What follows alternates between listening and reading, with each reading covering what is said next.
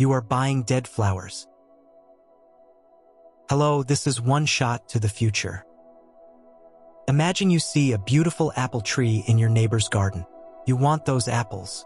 So what do? Do you go to the market, buy red apples, and glue them onto your dead branches with tape? That sounds insane, right? But this is exactly what you are doing with your life. You look at rich people and copy their results, the luxury cars, the expensive suits, the specific habits. You are gluing store-bought apples onto a dead tree and screaming, "Look, I have an apple tree too." The invisible world creates the visible world. Listen carefully. The apples are created by the roots and seeds hidden underground. You cannot change the fruit by polishing the fruit. You have to change the roots. Rich people don't have money just because they act rich. They have a specific mindset, a system, and an obsession that you cannot see. That invisible root is what produced the money. But you ignore the roots and only copy the visible fruit. Like reading books you don't understand or waking up early for no reason. That is why your apples rot and fall off after 3 days. Stop mimicking, start engineering.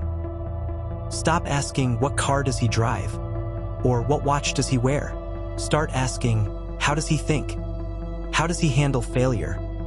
What is his philosophy? Those are the seeds. If you plant the same seed in your mind, the fruit will grow automatically over time. But if you just mimic the lifestyle without the mindset, you are just a clown in a borrowed suit. Don't be a cheap copycat. Be a cultivator of your own roots. Focus on the cause.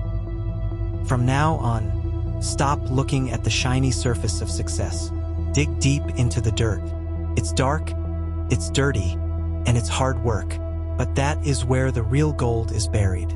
Don't decorate your life with fake results. Plant the real cause.